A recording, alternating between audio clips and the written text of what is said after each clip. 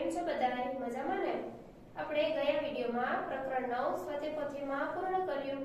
હવે આપણે પ્રકરણ 10 આપણે પાઠ્યપુસ્તકમાં ચાલુ કરીશું.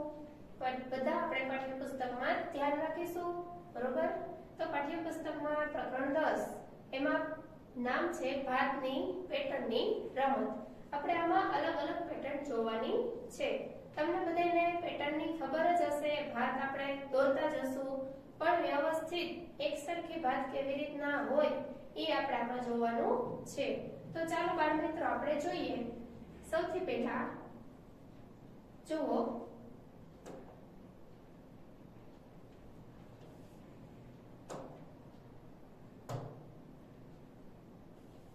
ભાત પેટર્નની રમત પાઠનું નામ છે.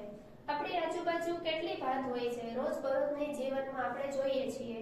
તો જુઓ, અહીંયા તમને ચિત્ર આપ્યું છે વાળનો તાર, બરોબર? વાળનો તાર આપણે જોઈએ છીએ કે આપણી આજુબાજુ કે ખેતરમાં કે કોઈ પણ વાડી હોય તો અહીંયા બાંધેલા હોય, બરોબર? તો એ તાર આપણે એક સરખા જોઈ શકીએ છીએ. એના પછીનું ચિત્ર આપ્યું છે આપણને બારીની જાળી. જુઓ, દેખાય છે? અહીંયા બારીની જાળીની ભાત આપણને એક સરખી જોવા મળે છે. જુઓ, તમને દેખાશે, આમાં દેખાય છે બાળ મિત્રો? અહીંયા એક સરખી છે પેટર્ન, બરોબર? તમે બીજી કોઈ પણ તમારી બાડીમાં પણ જોવા મળશે કે અલગ અલગ પ્રકારની તમને ભાત જોવા મળે છે. એના પછી આપણે જોઈએ તો કે જુઓ, સાપની આપણને ચિત્ર દેખાડવામાં આવ્યું છે. આપણી આજુબાજુ સાપ જાતો હોય તો એની આપણે જો કાચલી તમને જોવા મળે કોઈ દિવસ, તો એની કાચલીમાં પણ એક સરખી આપણને ભાત જોવા મળે છે. શું આપ્યું છે અહીંયા કે તમારી આજુબાજુ જુઓ અને 3 વસ્તુઓના નામ લખો. તો આપણી આજુબાજુ કેટલી વસ્તુ આપણને જોવા મળે? આપણા રોજબરોજના જે કપડાં છે, અથવા તો આપણા બારીના પડદા છે કે ચાદર છે કે એવી કોઈ પણ કાપડની ભાત હોય, એની પેટર્ન હોય, એ આપણને એક સરખી જોવા મળશે. અથવા તો આપણી લાદીની ટાઇલ્સ છે, એવી કોઈ પણ પ્રકારની વસ્તુ તમે જોશો તો એક સરખી ભાત તમને જોવા મળશે. અહીંયા મેં સાડી, ટાઇલ્સ, ચાદર અને પડદા એવી રીતના 4 નામ તમને દર્શાવ્યા છે. તમે બીજા વધારે પણ નામ શોધીને તમારી આજુબાજુ તમને કઈ ભાત, કઈ પેટર્ન એક સરખી જોવા મળે છે એ તમે આમાં દર્શાવી શકશો.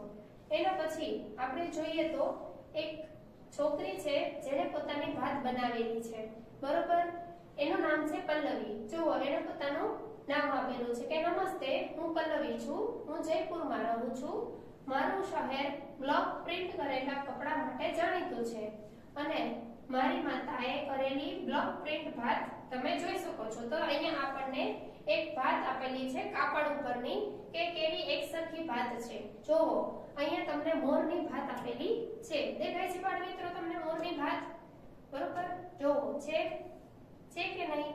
એક મોર ચતો છે, એક મોર ઊંધો છે. એક મોર ચતો છે, એક મોર ઊંધો છે. એવી એક આપણને લાગે છે અલગ અલગ, પણ છે એક જ પ્રકારની ભાત, બરોબર છે? તો આ રીતના આપણે છાપણી કરીને પણ ભાત કે પેટર્ન બનાવી શકીએ છીએ, બરોબર છે બાળ મિત્રો? ત્યાર પછી જો આવી રીતના પાછો એક કાપડ ઉપર આપણને બીજી એક ચિત્રની ભાત ઉપસેલી દેખાય છે કે એક ફૂલનું ભાત દેખાય છે. દેખાય છે તમને બાળ મિત્રો? બરોબર છે? જુઓ છે, અહીંયા ફૂલની ભાત દેખાય છે. એક ફૂલ ચત્તું છે, એક ફૂલ ઊંધું છે. એક ફૂલ ચત્તું છે, એક ફૂલ ઊંધું છે. આ રીતના આપણે અલગ અલગ પેટર્ન ને અલગ અલગ ભાત કાપડમાં અથવા તો કાગળમાં કે કોઈ પણ ટાઇલ્સમાં આપણે ઉપજાવી શકીએ છીએ, બરોબર છે? તમે જોશો કે એક જ બ્લોકમાં જુદી જુદી રીતે ઉપયોગ કરીને આ ડિઝાઇનનું પુનરાવર્તન થયું કહેવાય, બરોબર છે? ત્યાર પછી આપણે જોઈએ તો પેટર્નમાં ચિત્ર કેવી રીતના હોય, બરોબર? હવે આ છોકરી છે એ આપણી સાથે વાત કરે છે કે મેં ચિત્રની કેટલીક પેટર્ન બનાવી છે. એક પેટર્ન માટે નિયમનો ઉપયોગ કરેલો છે. નિયમનો ઉપયોગ એટલે કે એક પેટર્ન આવી તો એક પેટર્ન આવી. એક પેટર્નમાં લાલ રંગ છે તો બીજી 2 પેટર્નમાં દુધિયા, વળી પાછો લાલ રંગ, વળી પાછો 2 દુધિયા રંગ. આ એક પેટર્ન માટે નિયમ બનાવેલો કહેવાય, બરોબર? તમારે જો અહીંયા આપણને ચિત્રમાં આપેલું છે તો દેખાય છે કે બે બાળકો ને એક છોકરી, બે બાળકો અને એક છોકરી, બરોબર? બે માં દુધિયા રંગ છે, એક માં લાલ રંગ છે. તો આ એક પેટર્નની નિયમ છે કે આપણે એક પેટર્ન બનાવેલી છે તો એ કઈ રીતના બનાવેલી છે, અને આ એક પેટર્નનું પુનરાવર્તન પણ દેખાડ્યું કહેવાય. ત્યાર પછી બીજી પેટર્ન લીધી છે, એમાં પણ એક નિયમ છે કે એણે એરોની પેટર્ન લીધી છે. એરોની પેટર્નમાં અલગ પાડવા માટે, પેટર્નને અલગ દેખાડવા માટે થઈને પોતાનો એક એરો છે એ ઉપર, એક એરો છે એ નીચે, એક એરો છે ઉપર, એક એરો છે એ નીચે. આ પોતાની પેટર્નને અલગ પાડવા માટે થઈને પોતાનો એ પેટર્નનો નિયમ બનાવેલો છે, બરોબર?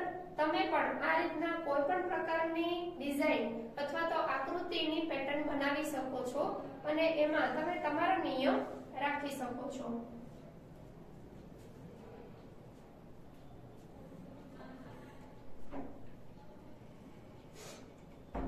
આ પેટર્નમાં એક તીર ઉપરની બાજુ અને એક તીર નીચેની બાજુ છે, પછી તેનું પુનરાવર્તન થાય છે, બરોબર છે બાળ મિત્રો? હવે જોયું બાળ મિત્રો, આપણે ઉપર પેટર્ન જોઈ. હવે આપણે મહાવરો જોવાનો છે કે મહાવરામાં શું કહી રહેવાનું કીધું છે આપણને. તો કે આપણને જો અહીંયા ચિત્ર આપેલા છે, દેખાય છે તમને બધાને?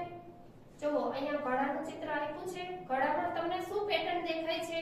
તો કે ઘોડાનો આકાર સરખો છે, પણ એ પેટર્નને અલગ પાડવા માટે થઈને એનો કલર જુદો જુદો લીધો છે.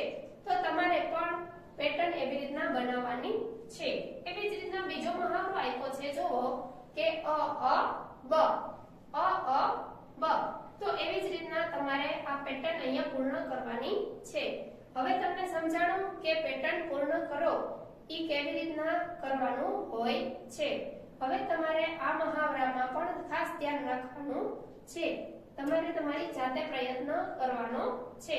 જુઓ અહીંયા પણ આપણને સુંદર મજાની પેટર્ન આપેલી છે મહાવરામાં કે એક ફૂલની પાખડી આપી છે, પછી 3 ફૂલની પાખડી આપી છે, પછી આખું ફૂલ આપેલું છે. એક ફૂલની પાખડી આપી છે, 3 ફૂલની પાખડી આપી છે, અને પછી આખું ફૂલ આપેલું છે. આને એક પ્રકારની પેટર્ન કહેવાય, બરોબર? અને પેટર્નને અલગ પાડવા માટે આ એક પ્રકારનો આકાર જુદા જુદા તમને દર્શાવવામાં આવે છે. તો હવે તમને જો પેટર્ન પૂર્ણ કરવાનું કહે તો તમારે આગળની પહેલા પેટર્ન જોઈ લેવાની કે કઈ રીતના છે, પછી તમારે એમાં આગળ વધવાનું છે. જો પછી નંબર 4 માં પેટર્ન આપેલી છે ચોરસની. એમાં આપણને ચોકડી કરીને 3-4 ત્રિકોણ આપેલા છે. ગમે એક ત્રિકોણને અલગ પાડવા માટે થઈને એમાં બ્લુ કલર દર્શાવેલો છે. એવી જ રીતના આપણે પણ અહીંયા ચોરસ આપેલા છે, એમાં વચ્ચે ચોકડી પાડવાની છે અને 4 ત્રિકોણ તમારે દર્શાવવાના છે અને એમાં એક ત્રિકોણ અલગ પ્રકારે દર્શાવવાનો છે, બરોબર? પછી નંબર 5 માં અર્ધવર્તુળાકારનો આકાર આપેલો છે. એમાં પણ કેવી રીતના તમને પેટર્ન આપેલી છે જુઓ.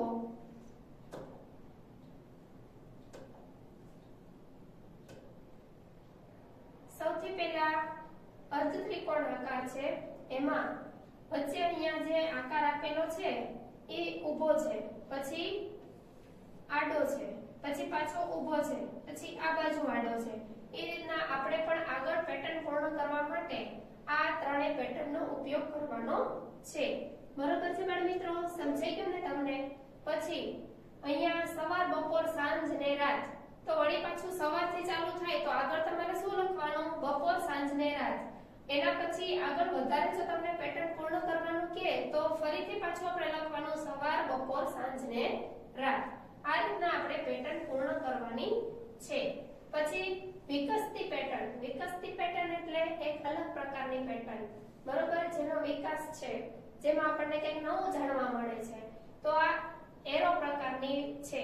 એમાં વિકસતી એટલે એક એરો આપેલો છે તો પછી 2, એના પછી 3, એના પછી આપણે 4 એરો બતાવીએ, એના પછી 5 એરો બતાવીએ. તો આને કહેવાય વિકસતી પેટર્ન, બરોબર છે? હવે પણ આ પેટર્ન તો સતત વિકસતી જાય છે, એનું પુનરાવર્તન તો થતું નથી. તો શું થઈ ગયું? નિયમનું પાલન તો થાય છે ને, બરોબર? આમાં પુનરાવર્તન નથી થતું પણ નિયમનું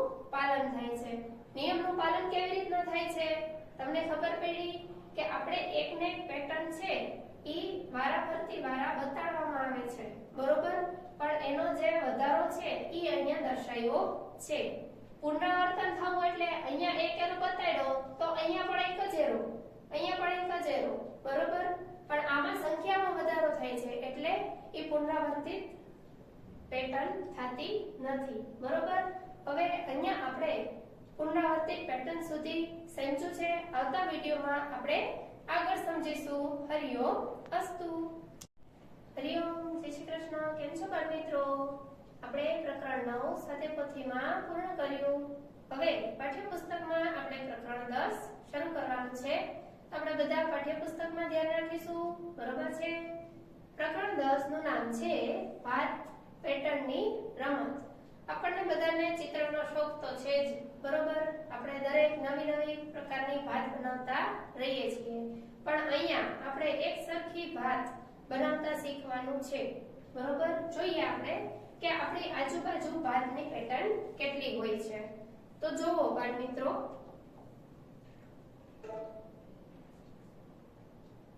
અહીંયા આપણે આપણી આજુબાજુ ભાત પેટર્ન જોવાની છે. રોજબરોજના જીવનમાં કેટલી આપણે ભાત પેટર્ન જોઈ શકીએ